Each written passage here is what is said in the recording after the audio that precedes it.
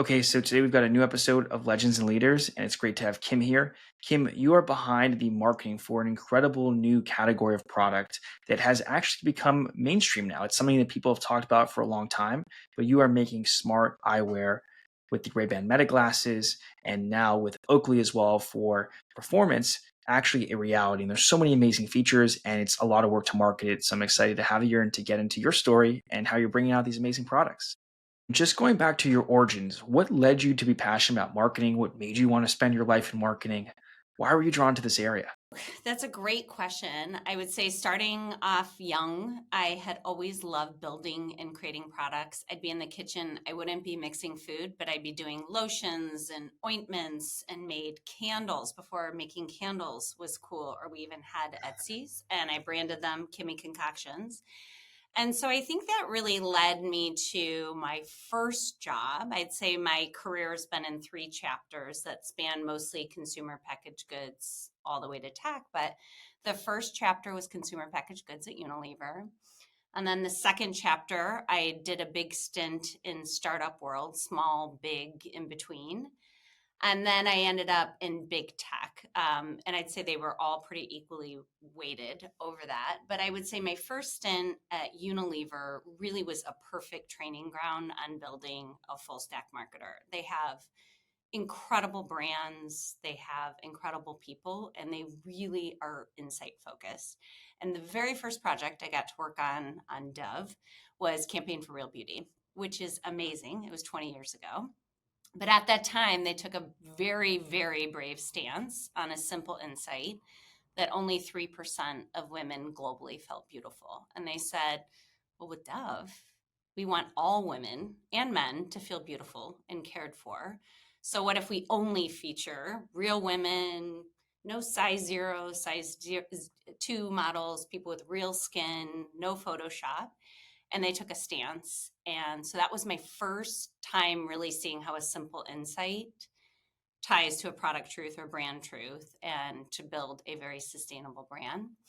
And then I worked on a bunch of different brands while I was there. I got to work on Axe and Suave, Degree or Rexona International, and then I moved into my second chapter, which was startup world. And the biggest experience I had there was I joined an Apple startup. It was me and about 20 Apple engineers, and it was a smart lock. So you could use your phone to get in and out of your house. It was called Auto Lock. It was Greylock funded. And I had a chance, it was a very humbling experience, but I had a chance to do a little bit of everything. I had a chance to build a brand with very few resources. I had a chance to learn how to raise money and then also the aftermath when you run out of money, which is an equally humbling experience. And then I moved over to Meta, and I've been at Meta for 7.5 years. I spent a portion of that time in Facebook on newsfeed. I led Instagram product marketing, and then most recently, I've been at Wearables, where we launched Ray-Ban Meta, Oakley Meta, and emerging brands. And I love the speed of tech and all the different products that we've been. So that's what brings me here today. Awesome. So when you were starting out doing marketing, let's say at a startup versus what you're doing today, I mean, there's bigger budgets, more resources. How much of the typical marketing kind of foundation stays, or is it really just changed drastically when resources change drastically?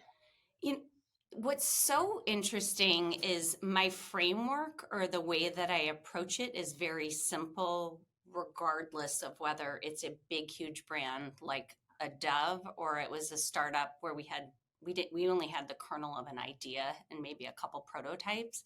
But it starts with what is the insight? What is a consumer or human insight? What problem are we solving? How does this particular product solve that, or what is the benefit? Who are we going after, and why would they be interested, and like what is the best way to get them, like how do we reach them? And so if you follow that framework, it's the best way I have seen to build sustainable brands, whether it's a teeny tiny brand, a mid-sized brand, or a big brand. And I would say that's very typical of like Unilever's framework. Makes sense. Why do you love marketing in general? Like, what draws you to marketing, Kim? I think for me, marketing is the study of people. Mhm. And I think really what was fascinating to me is in CPG, we do a lot of ethnographic research, which is actually studying people and what they actually do versus what they necessarily say they do on surveys. And I think at Meta, I get a chance to see what people are, how they're actually using our product versus how they say they're going to use our product. So a lot of marketing is psychology and uncovering what people are interested in, why, and how I can potentially reach them in a relevant way. Yeah, I mean, I think it's fascinating when you find new ways to target people. Maybe you didn't even think were possible, and just changing visuals, changing wording, some simple things that I guess they're incredibly difficult to not figure out. Yeah, and I think people expect that now. I mean, people, whether it's connected TV or whether it's a digital ad or they're scrolling on whatever social media they choose, they expect you to understand who they are more and what they're interested in and see a more personalized and relevant ad. What's it like working at Facebook and then working at Meta with all the changes that have happened now? Is it quite different? What's fascinating about Meta, it is a global matrix organization, very similar to what Unilever was as well. And so it's really about how do you unlock the potential of different functions, cross functional teams to really get anything done. And you need people to get anything done. Now, they're the best people in the entire world. They're very smart, humble, kind, and collaborative people, but you do need to align on a goal. What are we going for? Why are we doing this? And coalesce people to do it. I think what's really inspiring to me about Meta is anyone can build a product. As a marketer, I never thought I would be able to come up with a product idea and launch it. What did you come up with? One of the ideas when I first started on Instagram, after I moved over from Facebook, was to make Reels a thing. That was why they brought me over. We had incredible competition from TikTok. YouTube Shorts was starting to gain more traction, but they were still in the long form game. And one of the insights that we did, we do a bunch of research here, was we saw that people were starting to consume Reels, but they weren't creating anything. And things like Reels or shorts in general, you need as much content as possible to really gain traction and get people, because it's about finding relevant content for each person. And so based on this lack of creation, we said, what's going on? And so we're partnering with UX or user research. We saw that there was just too much friction for someone to create it. They were comfortable posting a story, they were comfortable doing a post, but Reels just felt too cumbersome. So I said, well, what if we created a template or something that made them so easy that all they had to do was pick and choose? So we leveraged that insight or that friction point and identified an opportunity. We know that people are more likely to post at the end of the year. They want to reflect either on their year or they're excited about what's going on. So we partnered with Bad Bunny and Badshaw and Priya Ferguson and DJ Khaled and all these different artists at the end of the year. And we did Instagram's first ever Reels campaign. And so we served up to people, hey, here's a snapshot of your year. Here's a template, this fabulous music. You can pick and choose what videos and photos you want to do. And then we launched it. And what it did was it increased the amount of first time producers of Reels, which is exactly what we wanted to do. And once people produce once or twice, they get a lot more comfortable. But the whole insight of like, it feels too cumbersome to do it. Let's create this template. And now templates are super easy and a thing. How difficult is it marketing a glasses product? Because you've got the fashion component to this. That's one category. Then you have technology and wearables. How do you figure out how to market that? The startup I was at was software hardware. I actually take much more from my CPG playbook than I said I would from probably a software playbook in terms of Instagram. I'm trying to get people to understand the new features, trying to use them. I have a very effective platform for reaching them. For getting someone to buy a product, you have to explain what is this brand so that they're aware. Then you have to explain, well, why would you use it, so they get further down the funnel to consider. Then you got to go back to them and figure out, hey, here's a good time to buy it. You got to have them demo it. You have to have them try it, understand why they would use it. So it's been a very different experience in terms of trying to better understand a brand new category, which is AI glasses. And then what is the best way to reach people and like what are the most relevant messaging? Having said that, I had no idea. I've been in marketing for over 20 years and I always wanted to be a part of a rocket ship. And this is the first time in my career I've really been a part of a rocket ship. The potential of this brand new category, I think, exceeded at least my expectations when I joined. When I first joined, we were trying to make Ray-Ban Meta a thing, grow their awareness, consideration, do international expansion. And now we have that and Oakley Meta. And we launched our first ever Meta Ray-Ban display glasses, the very first display glasses. And so that kind of incredible growth, wait lines, sold out in stores is just something that's been really, really exciting to be a part of. And a rocket ship, because you're building it as you go. There's not a playbook for AI glasses and the best way to market them. Are you involved with the development team when they're actually building the technology behind these products and you can kind of guide them, I'm sure, and say, hey, this is what we should do that's better marketing wise for it? Do you have that type of involvement? When do you kind of get involved in general? I mean, I think a lot of it happens during the planning process and understanding what is the roadmap for the year, what is the way that we're going to approach it, and as upstream as I can possibly get on influencing the product is the more successful that I'll be in marketing it. It is hardware, so there's much longer lead time. So you are going to know much earlier, even though the software stack sometimes is very similar across the different products. Sometimes not. Because you have a longer lead time, it's been nice because I've been able to really understand the product before we launch it. The launch you guys recently did got an incredible amount of traction and it was really awesome to see. So, congrats on that. But is it because of the communication around the product? Is it because of the demo, the right artwork? Like, what do you think has led to so much traction behind this? Well, I think this at Connect we announced 5 different products, and Right. so which is incredible. And my team's A been lot of stuff going on. a lot of different products going on, but I think they're all grounded in the same insight about you don't want a phone in between you and who you're talking to all the time.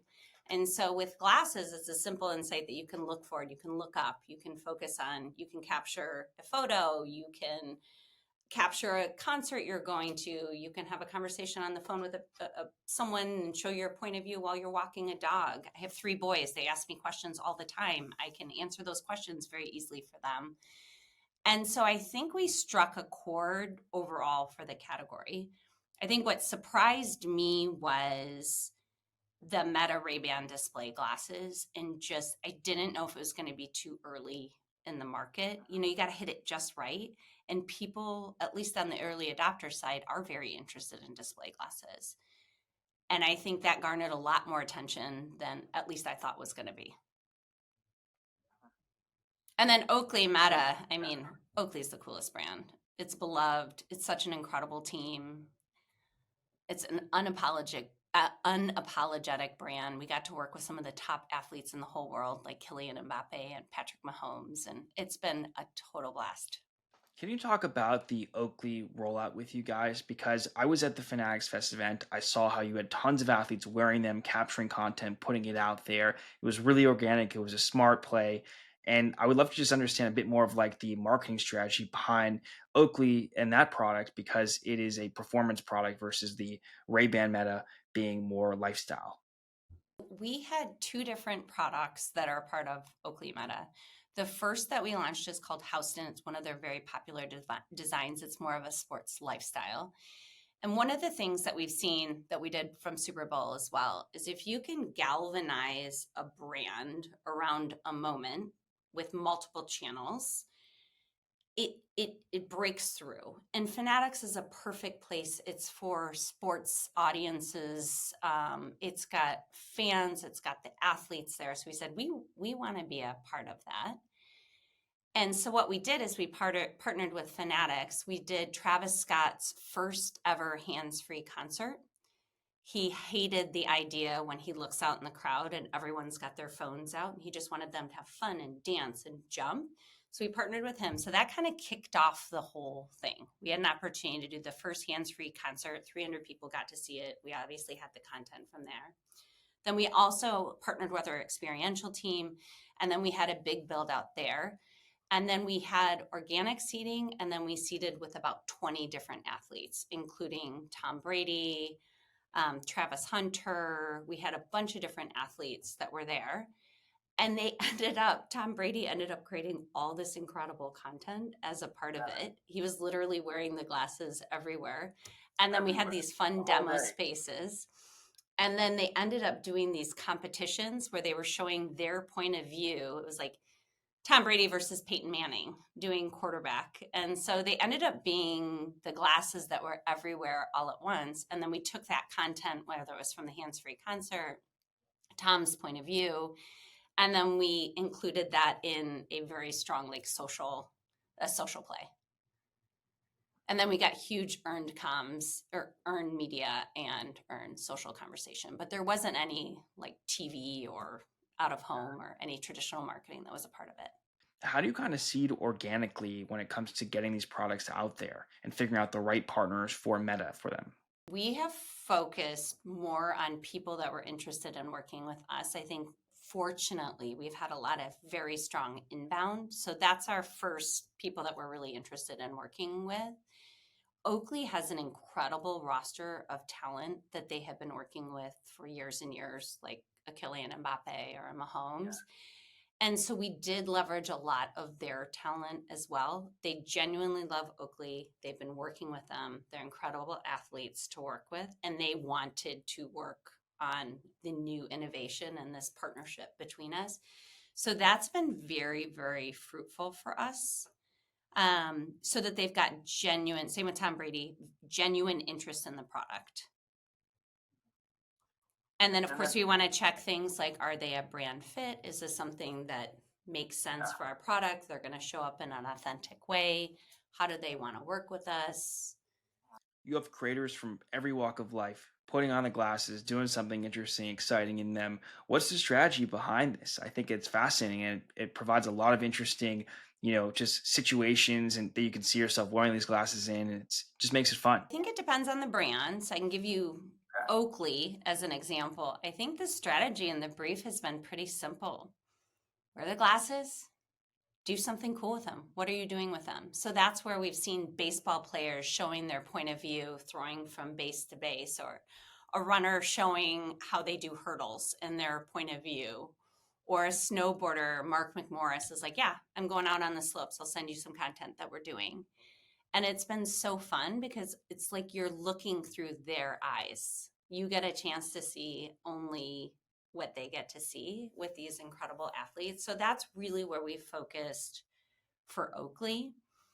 For Ray-Ban, it's more in the fashion lifestyle. So we have a wider range, like we go into different verticals like music or cooking or arts, and that's how people are more using those, more using Ray-Ban Meta, and those are the type of creators or influencers that we'll generally partner with. Is that performance marketing or is it just marketing that converts in general, like awareness marketing? I would say all marketing, Alex Schultz will say all marketing should be performant. And I think he does really hold our team accountable of that. I do think it's a full funnel. And so a lot of our creator work or influencer work is more in that mid funnel, getting people to consider in an authentic way and build that credibility. We do have a very, very robust performance or direct response marketing as well.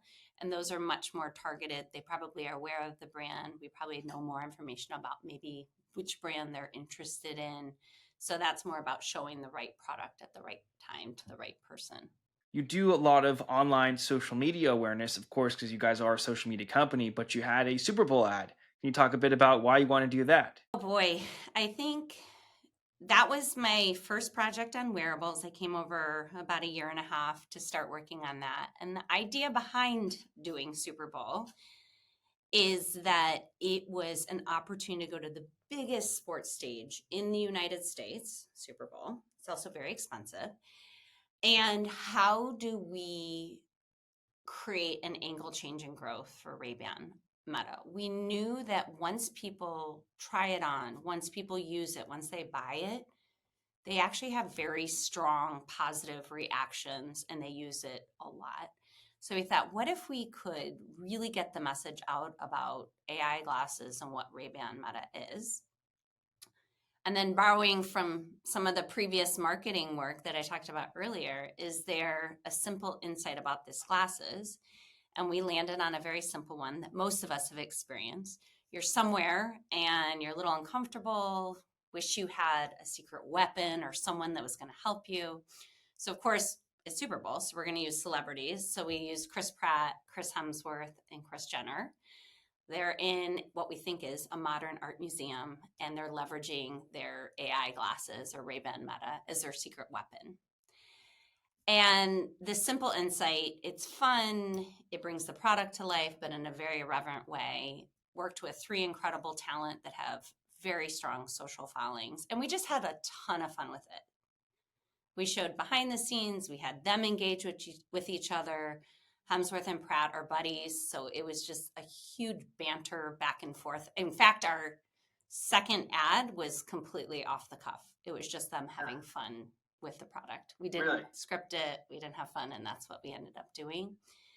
And I think what we really did that was very effective, and again, the power of working at a global matrix organization, is our comms partners that we partnered with were able to really generate a lot of earned media about the partners that we're working with and the glasses and why they'd be interested. And then our creator partners, they were able to get a whole group of creators that were using and hands-free at the Super Bowl and what their experience was like.